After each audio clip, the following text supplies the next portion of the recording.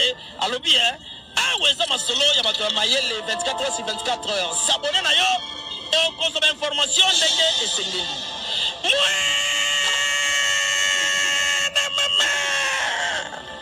Ya biso na bino 24 heures ya information ya culture na biso kaka awa na micro libre et pas ya Jemima Ibele. Congo, je vous salue. J'espère que vous avez malamu. Nous allons limiter la 4e rue. Il est 20h passé de 40 minutes. Heure de Kinshasa. Nazanga Mokwa Wate, nous avons la famille. Nous avons la famille parce que maman Zali. Maman ya Maman Tumba. Maman Tumba. Nous appelons la maman Maman Tumba. Maman là la Sarah Tola ali awa bina na mwana nga cheni bakangaki bango boyebi ke bakangaki bango batubele balobi na image ebimaki nayebi ke décision ezalaki bato babi baokende kaka makala akozonga bakomatere ezalaki na moma nalingi na confirme bino nabotemake makala te mais les deux babimi baza libanda et tozali awa tozo accompagner bango bazokenda bango na ndako bazongeli bina bango normal. Apesi d'abord merci la justice pour la collaboration na sens ya écoute justice ya mboka babomaki batuke ezalaki matata ya famille droit etangami baza libanda. Napesi merci la justice na biso. Napesi pe merci na bino nyonso baoyo boyedaki pour que likambo ekoma ndenge bazali. Moto a gagné azate.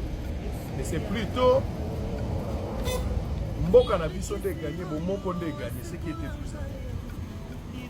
Ngana lobelo ko moko. La famille nyonso matata eza. Famille nyonso za na matata. So matata eza te c'est que za famille. La famille nyonso matata eza. Peut-être ma baby magiti na ba réseaux sociaux bazalaki choqué. Je pense que ici il faut trouver quand même raison. Il y a à pardonner Bandé. Il y a à comprendre Makambouza et Belé n'a pas pour expliquer à Wad. Pas te mêler pour Baoka, mais Sango, Négani nous sommes à Bango. Oui, nous sommes à Bango, pour pas Bandé Gonangai. Maman n'a pas, moi, moi, les gens disaient, Sango. Après, si Jenny, Maboka, on appelle ça été bon. Azamwana, Bazali Banda. Batuyo so bazala na kimia. Ezala mama sociale. Ezala Maria Tumba. Ezala Rebecca. Maboko la mama te basunga ne mama. Bo bomba famille na bi. On peut savoir le conseil mingi ya te mais la bika bo bomba famille. Bo batela pe mama. Avenir ezalobi. Bango ne baza banzambe ya se. Olingo za la béni respecter maman. Na ibisi pe maman bomba bana na se ya mapakulu ko la soso. Nous solo ne makambo bele moyen ko loba na télévision. Ce qui est plus important, bazalaki na moi choc, nzamba suki te bakulu la soso na bango. Jenny akomi mwana na ngai ko banda lelo. Bano mona mingi pe na bureau boso. Akomi mwana na. Au reste, merci encore une fois. Polémique ezalate, Sarah za libre bakangi. Sarah yo. Nekaya. Le chef d'état-major. Maman payé yo. Puis maman pour toi Zali. Puis j'ai. Ça va? On rentre dans la maison. On avait dit non, moi je vais pas. On l'a dit que papa est là. Papa Samuel là. Est-ce que quelqu'un va te séparer avec moi? Non, je ne pense pas. Allez, merci et à très bientôt. Bon bye. Allez.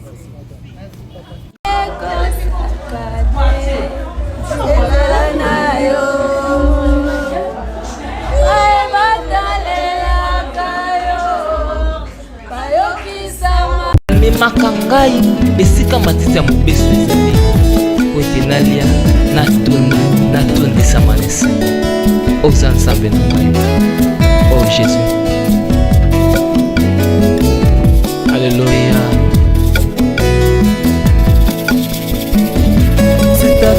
conviction na koyemba Yesu azali lisungi nanga lisungi oyo ezangaka te na ntango ya pasi nakabela yoki bolenge na ngai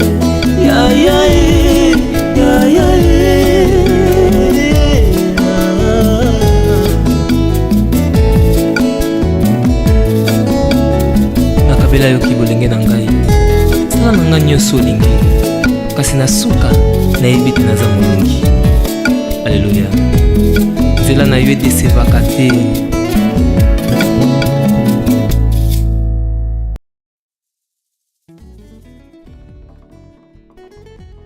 Question depuis des lustres. Oui. Et j'aimerais te poser aujourd'hui le plateau, tu es notre star. Donc, si voit ma casse, si vous voyez, on dirait que.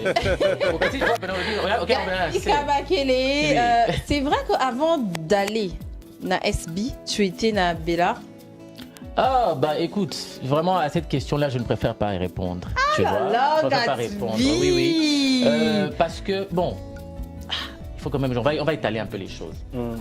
Je connaissais Bellevue. Je la connaissais déjà depuis une sortie d'une application là, Infinix, je crois, au Feuve Congo Hotel. C'est là que j'ai connu Bellevue. C'est là qu'on s'est échangé des numéros. Très bien.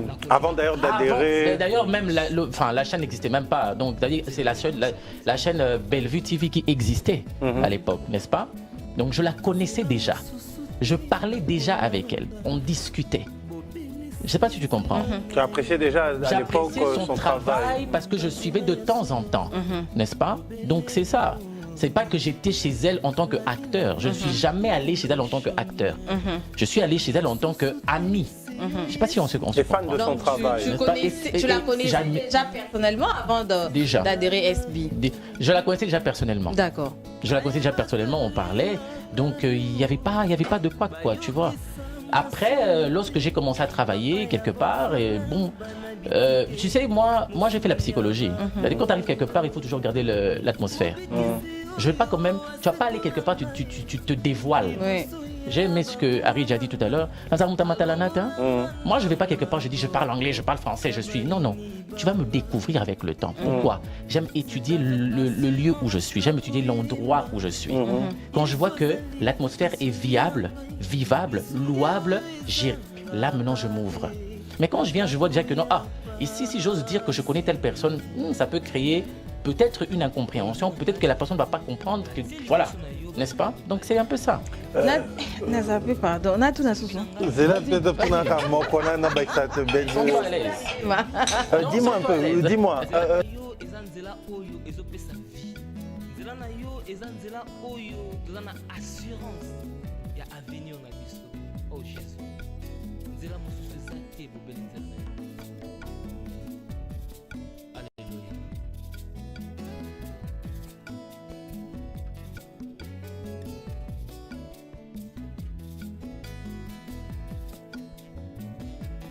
nzela mosusu te nakolanda obelisi nzela na yo nanyalakisanga nzela ya solo obele yo la vie, la vérité, le chemin mosusu te se yo yesu nzela oyo ekosaka te se nzela na yo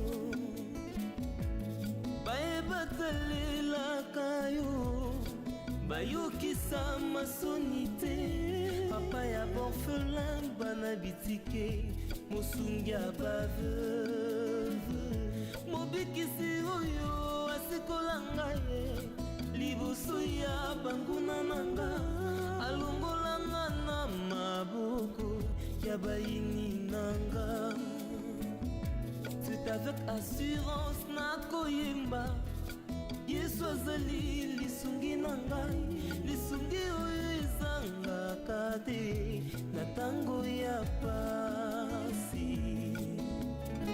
nazalaki mpate oyo abongaki nzela kasi otikaki lola oye okiti okufi kaka mpona kolakisa ngai nzela.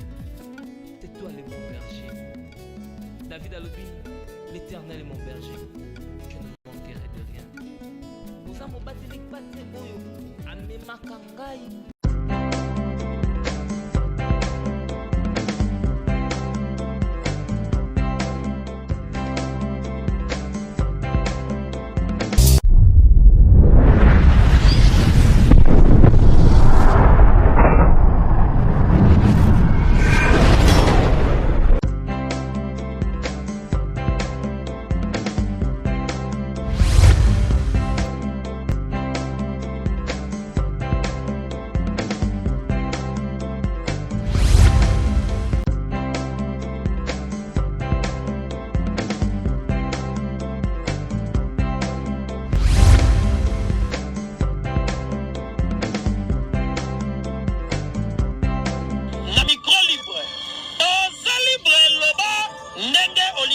Kofinga tepo Jemima Ibele alobi aweza masolo ya bato mayele 24 heures sur 24 heures. S'abonner na yo on consomme information ndenge esengeli.